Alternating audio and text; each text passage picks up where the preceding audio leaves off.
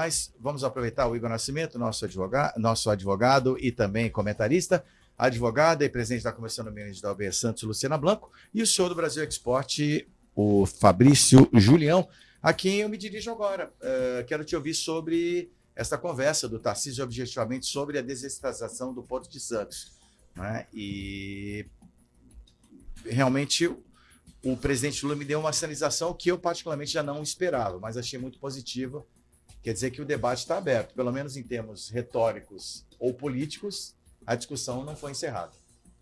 Foi um gesto muito importante do presidente Lula, porque a desestatização ela é um assunto de Estado, não é um assunto de governo. Então ela não pode ser tratada como um assunto do governo anterior e agora de um novo governo. Ela tem que ser tratada como um assunto do país. Então, quando o presidente recebe o governador para uma conversa como essa, e foi um dos primeiros governadores de forma oficial a ser recebido pelo presidente, mostra realmente essa preocupação do presidente Lula, então esse gesto do presidente Lula, mostra a importância do Porto de Santos, né, de novo, do ponto de vista de balança comercial, de PIB, de crescimento, de todos os investimentos, de geração de emprego. E mostra que nós temos aí ainda uma expectativa. Né? Nós temos ainda, acho que não está jogada a toalha. Tá. Eu acho que novas conversas irão acontecer, não só dentro do Brasil Export, de todos os regionais. Eu acho que essa vai ser uma pauta importante para esse ano, né?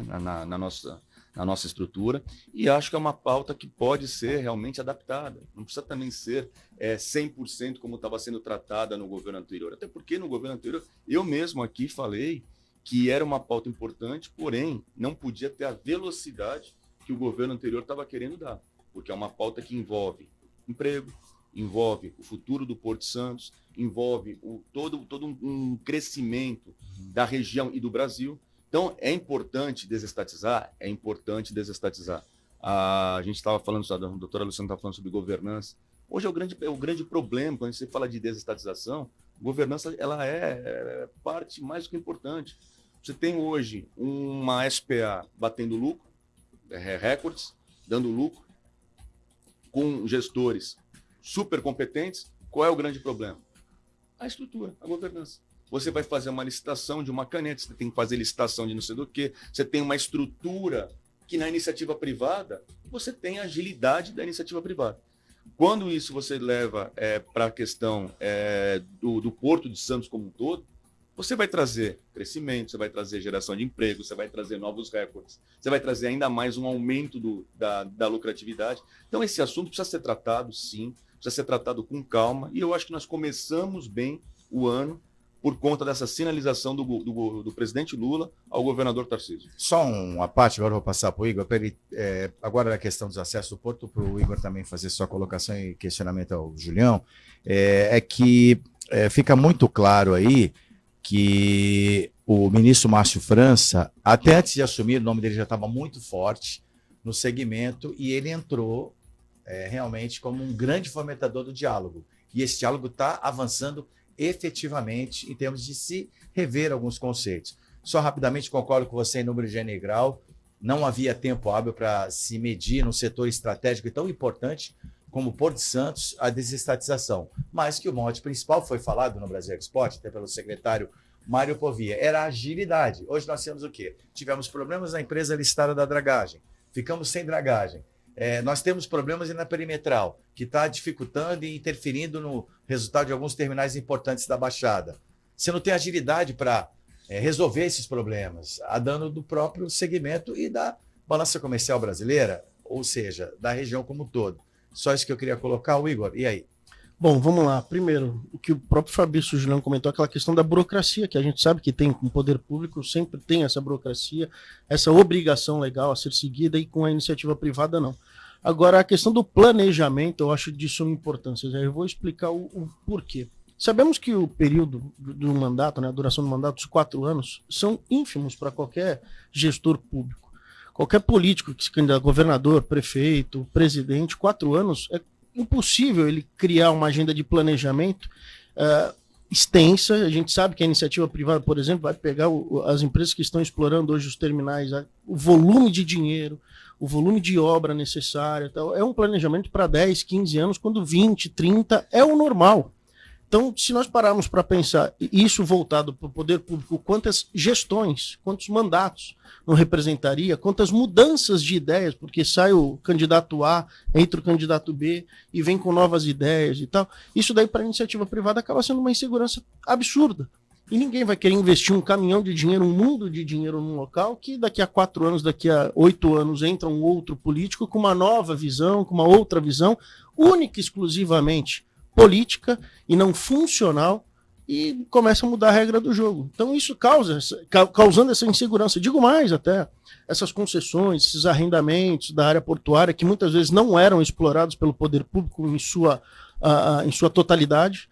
Todos eles estavam, a grande maioria estavam, na realidade, estão ainda, muitos deles estão totalmente degradados, não é possível dar uma utilização, é necessária uma reforma absurda, e a partir do momento que você faz essa concessão, esse arrendamento, até questão tributária, se nós formos considerar a imunidade que existe entre os entes políticos, se é uma área da União, com relação ao IPTU e qualquer outros impostos aí explorados pela própria União, pela própria ente, existe uma imunidade. Tivemos uma decisão, se não me engano, 2017, 2018, com relação ao IPTU, que tinha uma briga absurda aqui, se a prefeitura tem ou não tem o direito de cobrar o IPTU dos terminais aqui do cais, e tivemos uma decisão dizendo que sim, se há iniciativa privada, se há uma empresa obtendo lucro, explorando aquela área, mesmo que não seja proprietária de determinada área, deve incidir o IPTU. E até então, se fosse a União... ISS também. Exatamente. Então veja como isso, você passando para a iniciativa privada, dando essa celeridade em toda a cadeia logística, e ainda traz um retorno para o ente municipal, para o estadual. Isso todo mundo ganha. Todo mundo ganha. Mas é preciso que tenha um planejamento a ser realmente como uma agenda de Estado, seguida, não importa se vai demorar 10, 15 anos, mas esse planejamento ser observado obrigatoriamente, até por conta do prejuízo de todo aquele investimento feito nos primeiros 4 ou 8 anos do gestor anterior, sendo jogado para o lixo simplesmente por uma mudança de ideal político. Fabrício. Eu concordo plenamente. A segurança jurídica é realmente mais que necessária. A segurança, quando a gente fala... Estamos carentes. O doutor Igor falou da questão dos investimentos. São investimentos volumosos, não são pequenos investimentos. Quando você faz investimento no setor da infraestrutura, no setor da logística, você faz investimento a médio e longo prazo. Muitas vezes a longo prazo, né? Não é nem a médio prazo, é a longo prazo. Você faz... Eu tenho uma ótima relação, aí falando até do tema que a doutora Luciana levantou, a questão da Rumo. Tenho uma ótima relação com o presidente da Rumo, com o diretor da Rumo. A Rumo, ela fez e faz investimentos pensando numa estrutura e numa política ferroviária a longo prazo. Ninguém faz. E aí nós temos os mais antigos, eu lembro, né, da antiga FEPASA, né, Ferrovia Paulista S.A., e todos aqui lembram, sucateada. Né? Tinha até aquele marco, quem vinha pela serra tinha aquele marco na serra. Exatamente, lá, assim, vagões velhos. Agora, o que vem acontecendo? É isso que eu falo de novo, de ter a relação sempre da parceria público-privada. Uhum. Né? O investimento é privado, mas algumas situações o poder público tem que garantir. A gente tem acontecido semanalmente, e esse é outro assunto importante ser debatido aqui, é a questão de roubo nos vagões.